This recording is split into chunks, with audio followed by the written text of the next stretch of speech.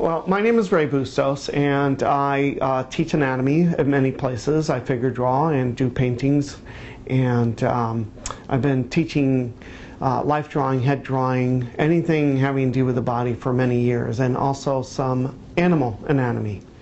I first started getting interested in art. I really do believe this is one of those interesting things I've thought about often, because when I think back, I was born in Colombia, South America.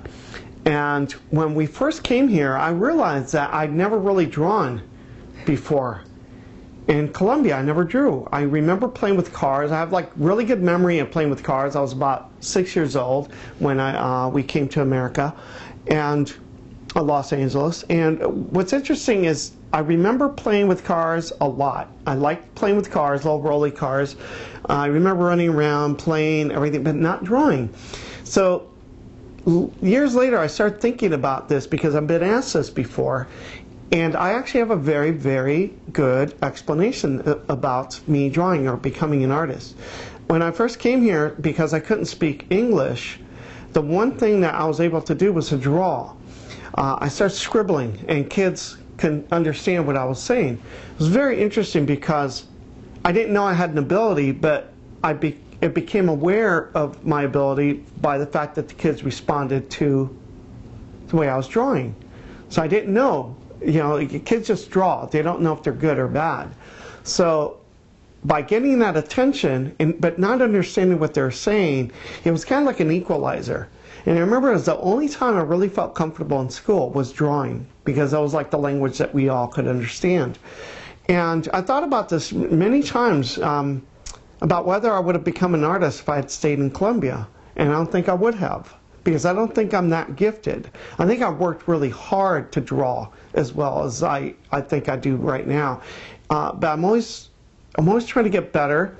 But I've always felt like I had a lot of struggle, especially figure drawing.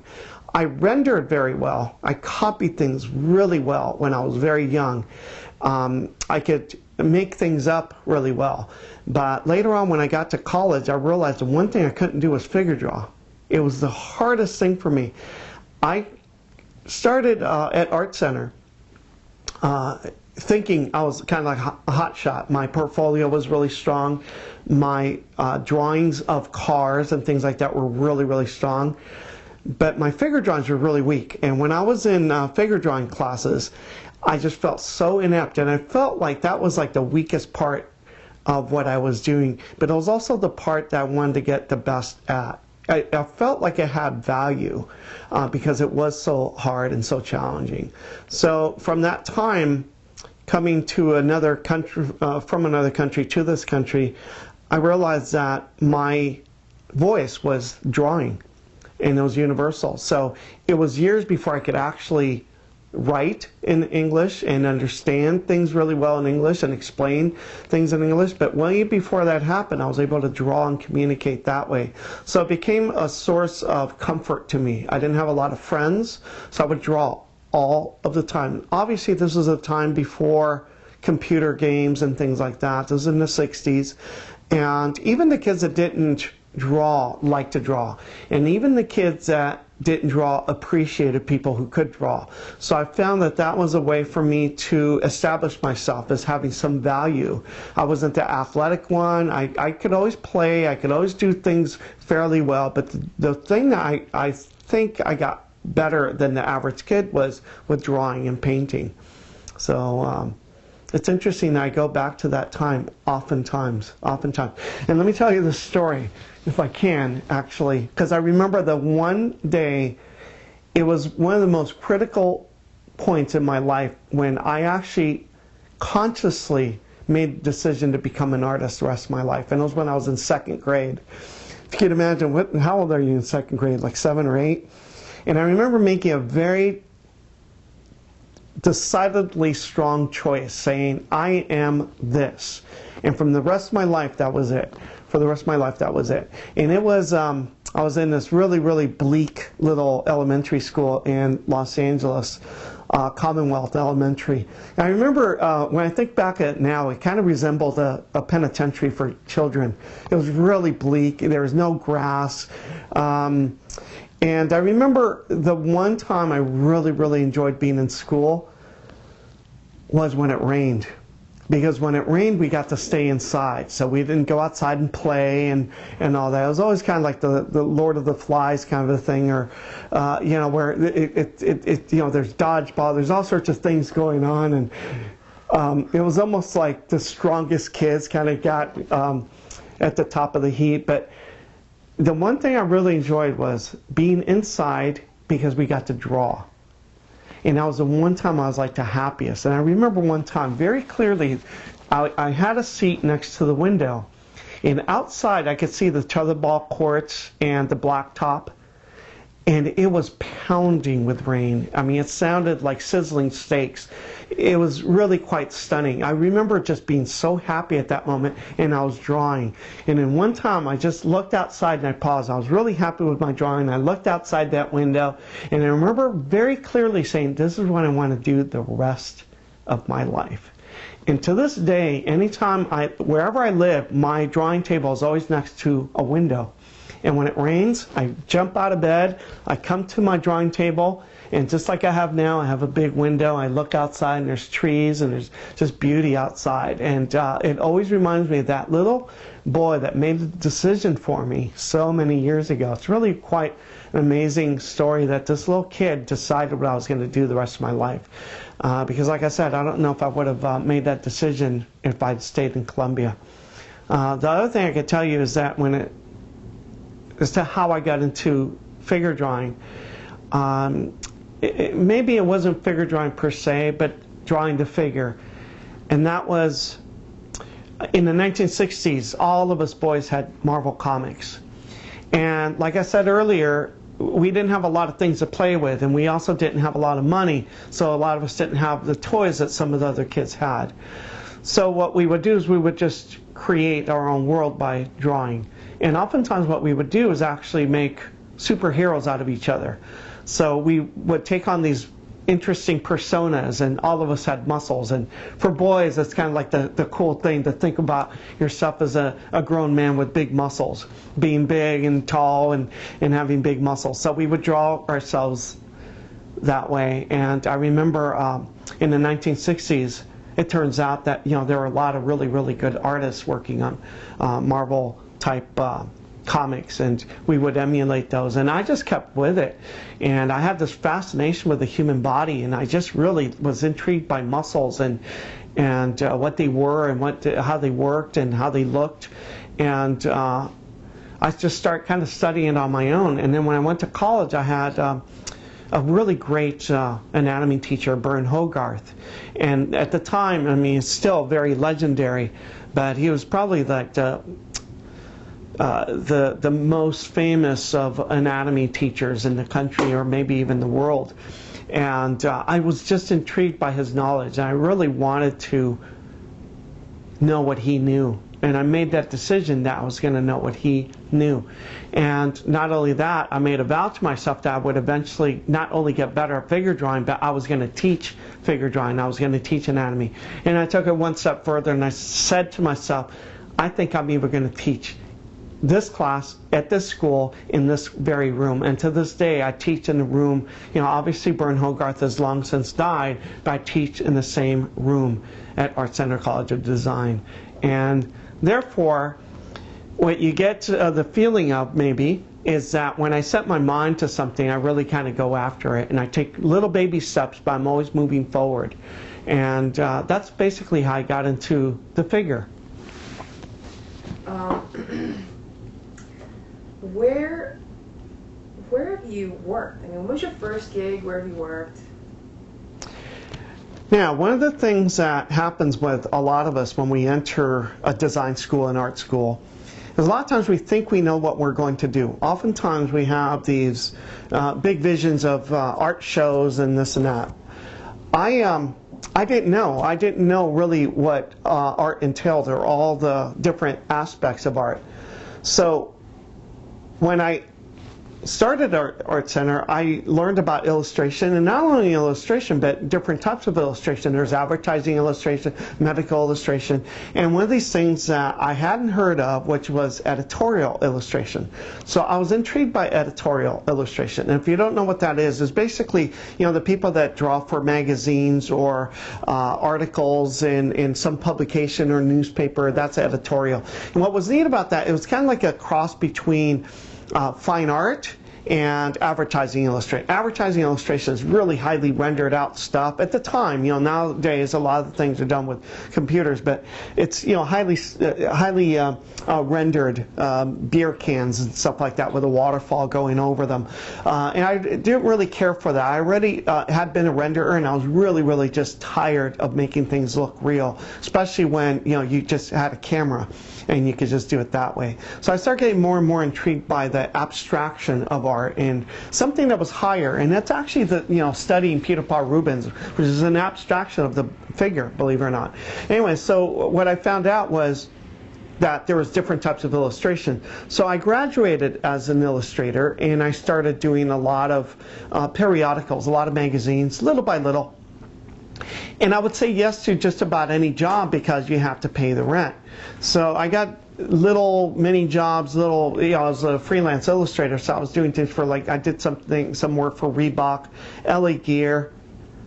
I did something for like an Oldsmobile commercial. I mean, just like a variety of different things. There's some drawings I did for Oldsmobile that had to, oh no, this was a Reebok commercial. And at the time, the spokesman for Reebok was Michael Jackson, who's my age.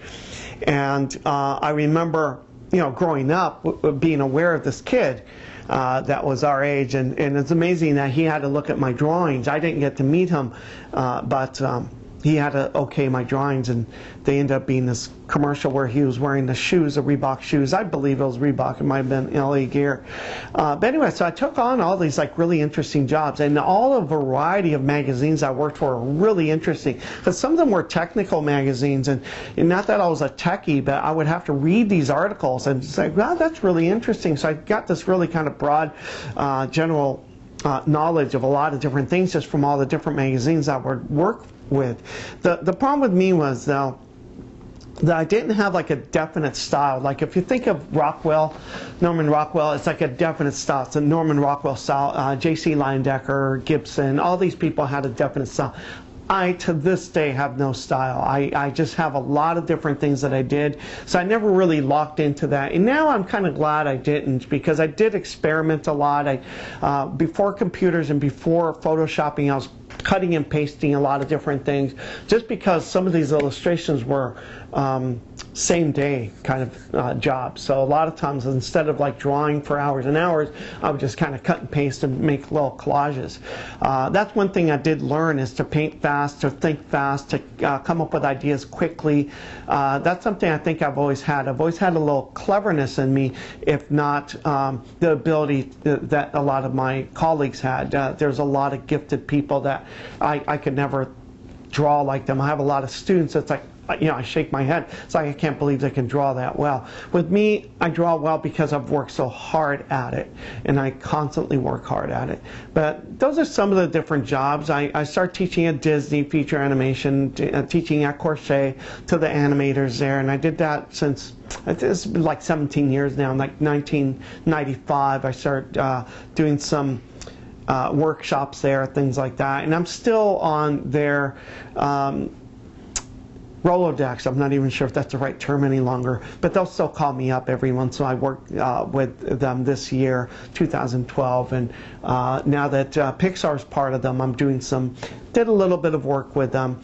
Nothing big, but I'm, you know, helping them with the designing of a character, just anatomically. They needed an anatomist, and I came to mind with some people. So that's some of the jobs. If I go back, it's like, it's just way too many like weird little things I've done. A couple of years ago, I did a commercial. I was on this, it was an Infinity commercial, and there's like maybe 2 seconds of me, and I'm like behind a screen. So I have to like tell people, no, it really is me, because other than that, it's like I might as well just be a lamp in this commercial. But I got paid well for it, and I kept getting checks after that.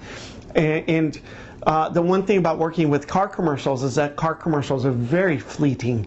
I have a neighbor of mine that does, Toll House cookie commercials, and she looks like a grandma. She always comes out, and every year you see the same commercial. Why? Because it's constant. They keep making Toll House cookies, whereas every year there's a new Infiniti car, so you can't run those commercials again. So it's a really kind of one of those things that you find out about when you're making decisions, saying yes or no to people. But one of the first jobs I got, I was really, really hungry, meaning I didn't have a lot of jobs. Being freelance is really, really close to just saying you're unemployed. And for long stretches, you are in fact unemployed, so you don't know when your next job is. That's why I said yes to so many jobs. I'll do pretty much anything. I came real close to going back to retail. That's how hard up I was. But it was also a good thing, because it kept me pretty sharp. It kept me saying yes to things that I might not have said yes to. But there's this one time when I was especially worried about my rent, and I got a call, and I can tell you this now, that it was a magazine that needed me. And just before the phone rang, I was looking for something. I was really hungry. So I was going through my cupboards, and there was very little there. But I did have some bread, and I had peanut butter. So I made a peanut butter sandwich. I didn't have milk, so this is like one of those perfect, got milk commercials. So I'm eating this peanut butter sandwich without anything, and the phone rings. and they're asking me for, like, if I was available. So it's like, I know you must be really busy, Mr. Bustos.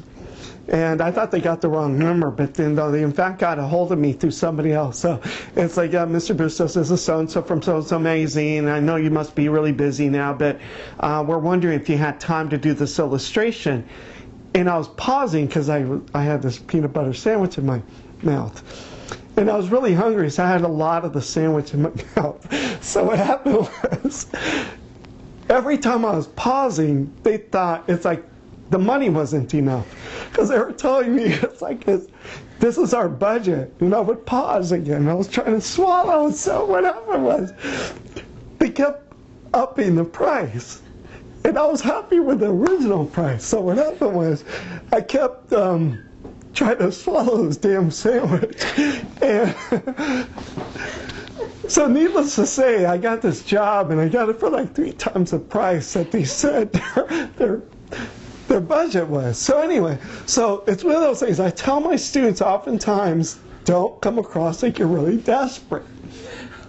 So basically, I always tell my students to really never come across desperate, and never think, like, if you really think the budget is too low for that job, no matter how hungry you are, it's like a lot of times it's like that's kind of low, because you have to remember, you put a lot of money into your education, a lot of time, a lot of everything, and a lot of times people just think because you're an artist, oh, you'll do this. I mean, one of the things that you have to watch is when family members want you to make business cards or something like that, and you don't. It's like, I've tried to tell people I don't do that, and it's like, what does that mean? It sounds like you're arrogant, or you don't know. I'm not good enough to design a logo. I mean, I have the deepest respect for graphic designers. I don't want to do that kind of design work, because it does take a special talent that I just don't happen to have. But a lot of times, people want you to do all this and that. So you have to be really careful what you say yes to, because the one thing that we forget is that we're highly educated and trained artists. And because of that, people have to know that. But they only know that by the way you represent yourself. So you always have to be really careful, and don't make yourself out to be like a Kmart type of artist. So you have to be really, really careful about that. When I think about all the jobs I've had, this one's really, really easy. Favorite jobs. I've had a lot of jobs that were just really, really difficult because of the people I've had to deal with. A lot of times it's not the job, because this is totally, you're going to think it's like, why is he bringing this up? One of my favorite jobs was working at Carl's Jr. And let me tell you why, because you think I'm going to be bringing up something that had to do with art. Because I was a teenager, and it was the first time I really got validated for how hard I worked. I actually had value. A lot of times I got kind of lost when it was like high school, things like that. You know, there's the popular kids, etc. All of a sudden, the people that ran this shop, the managers, the assistant managers, really valued you as an employee, and they didn't care what you looked like. We all had these ugly uniforms on, so it doesn't matter if you were the rich kid or like my parents didn't have a lot of money. My dad worked at a factory, and I was like the factory kid, you know. So with these ugly uniforms, I stood out as just an exceptionally hard-working person. And you know, you're getting like 8 cents an hour or whatever it was. And I remember I worked there for 3 years, and I loved that job. It gave me a sense of purpose and meaning and value. And it was also like something that my dad taught me, that there wasn't like a little job. There's just, you know, if you had a job, you did it well. You gave the job value.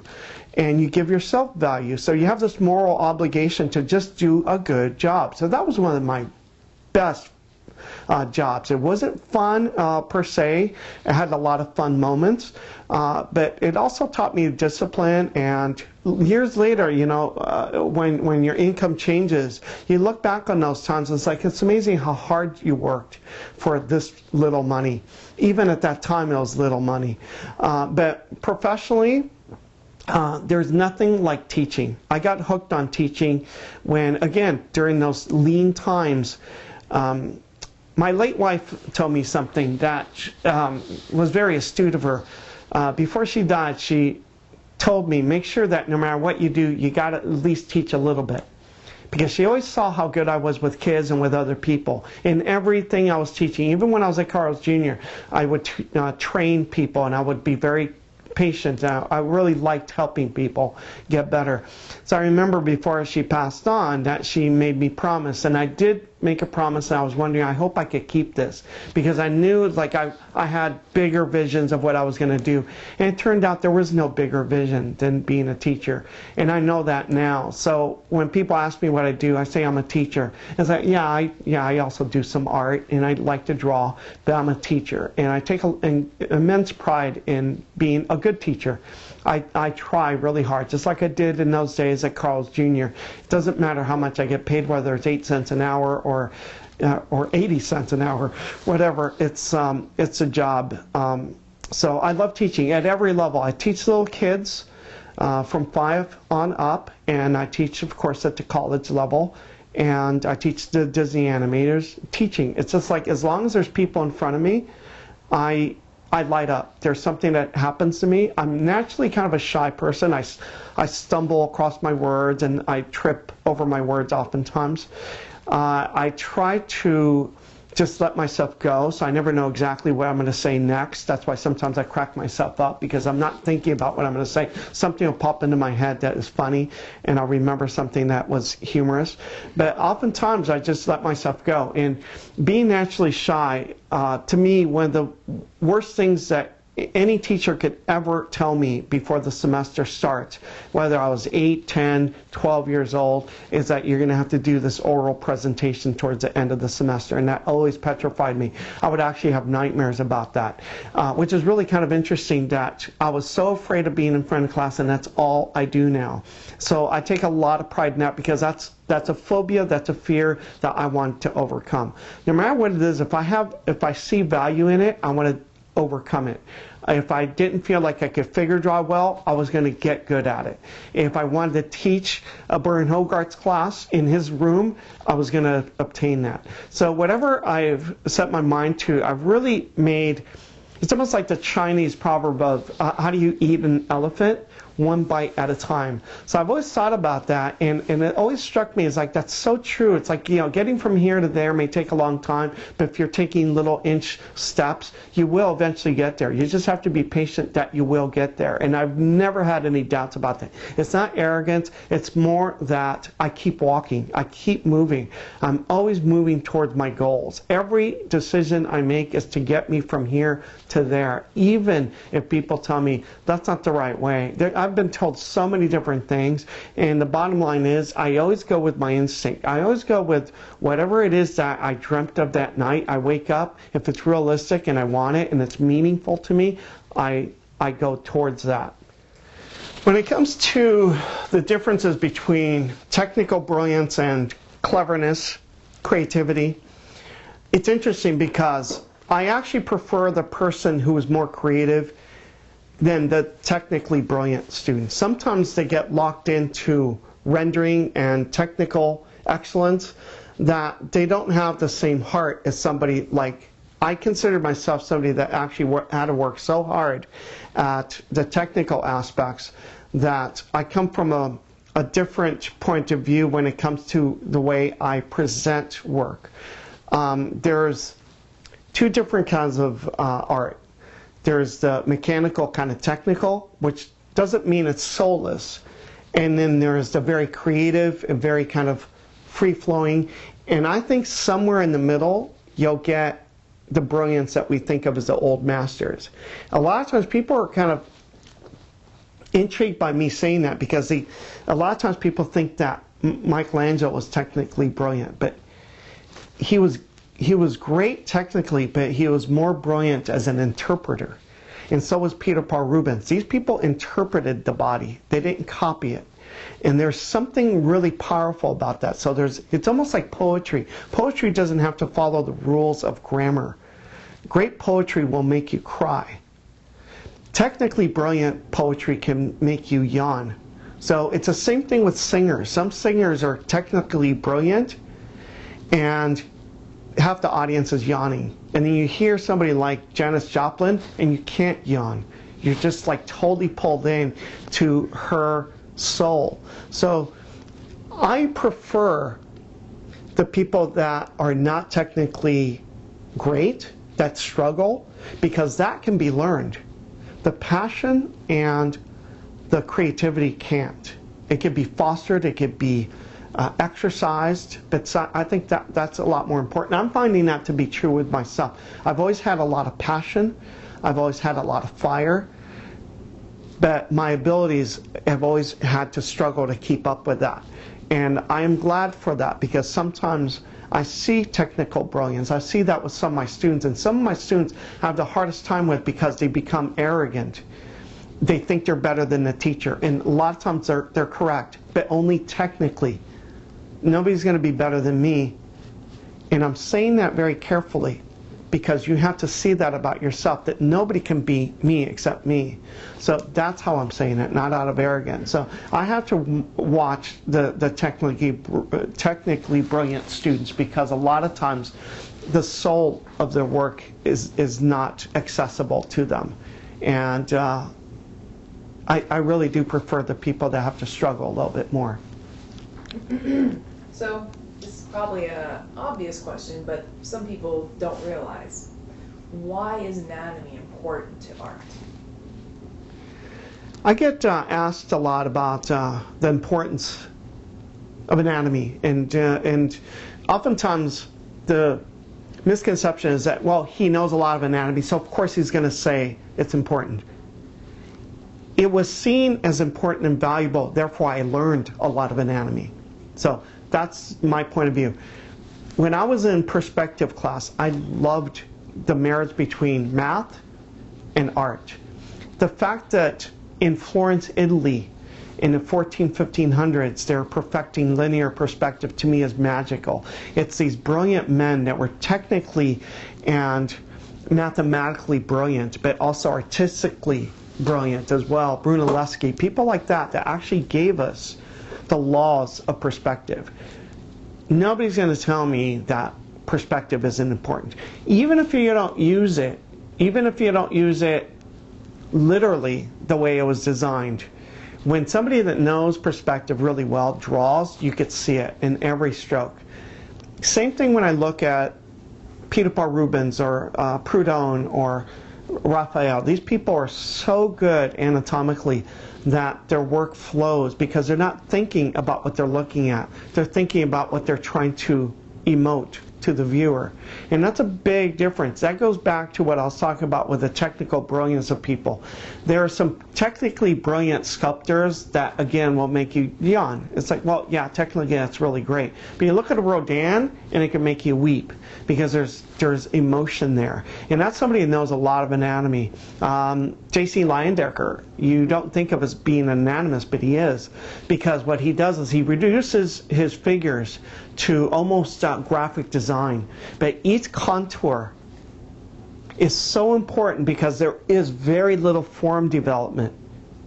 And that kind of mastery can only be gotten to by having a supreme knowledge of anatomy. So there are programs that will allow you to do this, programs that make this easier. I get this a lot by young people. It's like, well, I don't need to know anatomy because I'm going to be a digital artist. I don't need to know anatomy because I have a program.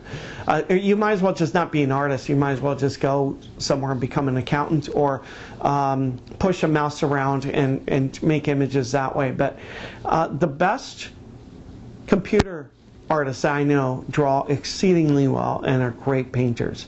So the computer's just a tool, for God's sakes. Just like when in my day, you know, there's people that are really good with the airbrush, but the ones that are really good at it actually can paint very well on their own. It was just like, that was just a trend. Not that the computer's a trend, because it's here to stay. But it's still just a tool. And the best manipulators of that tool are the people that know the academic part of art. The drawing, it's just like, you know, you could be really good as a golfer if you're using I don't even know the names, but I see kids doing this where they actually make motions with their hands and you can see it on a screen. Excuse me, but I'm like from another century. So, and then there's people that actually go and golf. Do you see what I mean? It's like, which do you prefer? There's like that actual thing where you are actually doing this. So for me, that's the difference between that kind of technical tool and somebody who actually knows how to do it really well. Because what I think is important is that when you know what you're doing and you know why the body looks the way it does, then you could abstract it and you could actually make it more personalized. Because that's ultimately what you're trying to do, is create a signature, and you can't know what you have in you unless you know what you're looking at. A lot of times people that are relegated to copying miss half of what you see in a Peter Paul Rubens drawing. If you look at a Peter Paul Rubens drawing, you'll say, it's like, people don't really look like that. I know, that's what drawing means. Drawing is somebody is actually pulling something out from nature. You're interpreting nature. You are creating an ultra reality of nature. That's what an artist does. It's not copying. So you're going to find yourself at a certain age when you start wondering, well, where am I going from here? One of the most wonderful things about growing up at this time, being born at a time when few people had TVs in their homes, and especially in another country, the technology wasn't there, microwave ovens weren't around. Even seeing a movie at school was an ordeal. You actually had to order this big, huge reel. You had to get the custodian to come up and feed the, you know, all this stuff. I think because things were so challenging to experience, they had amazing value. Seeing a movie at school, in grade school, was one of the highlights of the year. It's amazing to think of that. So where am I going from here? Well, technology is allowing me to be able to teach globally without being a celebrity. It's an amazing thing to teach online. Now, at the same time, I never want to not be in the classroom, but there's going to be a time when I'm not walking this planet any longer and somebody can still learn from me. And that gives me an immense amount of pleasure, knowing that I can die and somebody can still view videos of me teaching and get excited about anatomy. It's almost as if, and I'm not comparing myself by any stretch to Peter Paul Rubens, but imagine if we could watch Peter Paul Rubens do demos. Michelangelo with a hammer and chisel. I mean, everybody would love watching this. So in my little humble way, I can actually do this and people can learn from me, because the information I have is the information that was passed on to me by people like Peter Paul Rubens, all the way down to Bern Hogarth, and then to me and to my many students. So what do I see in the future? More teaching. But I want to be able to relax a little bit more and not be in the rat race as much as I have been in the last few decades. I don't illustrate any longer. I solely teach. I do occasionally fine art shows, so I would like to continue doing fine art shows. The nice thing is without the pressure of having to do fine art shows, in the last 20 years, there's been a beautiful transformation in my paintings, because now I paint basically what I like, instead of what do I think people will like and what will they buy. Even if you don't admit that to yourself, it is in the back of your mind. When you don't need to sell these paintings, it's amazing how freeing the paintings become.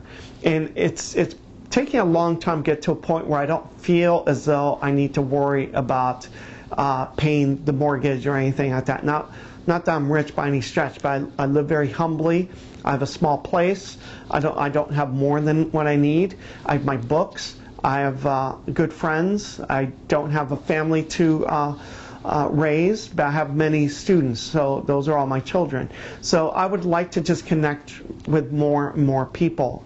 And there's people that are being born as I'm speaking now that I will be teaching when they're 18, 19 years old. God willing, I have a long life. I could be teaching people that aren't even born yet. And that's an exciting thing. And especially the thought of being able to die knowing that I'm leaving something behind. And this is especially true of people that don't have children of their own. And I think it might be especially true for men that don't leave behind children. There's always like this almost something that we're born with, this desire to leave something behind. And oftentimes it is children, sons and daughters. But in my case, it's my work. It's my teaching, primarily. In closing, I'm trying to think of like what words of wisdom.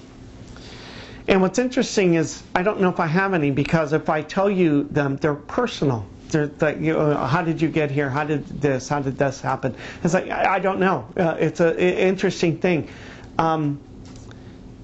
When you're on a little boat and you're sailing, nobody takes the same route, but you get somewhere. Hopefully, you find land, you see land.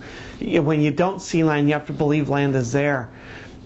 Your land is whatever it is that you don't have yet, and sometimes it's not seen. Sometimes you don't know if it's really there.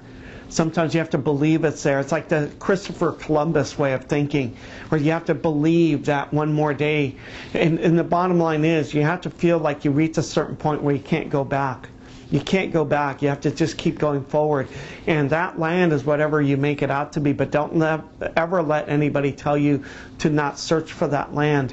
I don't have words of wisdom except that for me, it's always helped to just follow my instincts and follow my heart. Don't follow the money, because then that's an emptiness that you'll never fill. But if you feel that you're going towards things that make you happy, happiness is something that everybody can obtain at any sociological level, any financial level. There's very, very poor people on this planet that have riches beyond belief because they have joy in their lives. Now, I'm not talking about people that are suffering. I'm talking about just people that don't have a lot.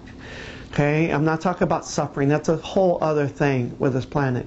And there's a lot of people with a lot of financial wealth. They're very unhappy and very miserable. So if anything, just don't compare whether people below or above. That sometimes doesn't sound very PC, but people that have less than you, people that have more than you, however you want to put it, so this doesn't sound obnoxious. But there's always going to be those. So never think about where you're at. You just have to keep looking to see what it is that makes you happy.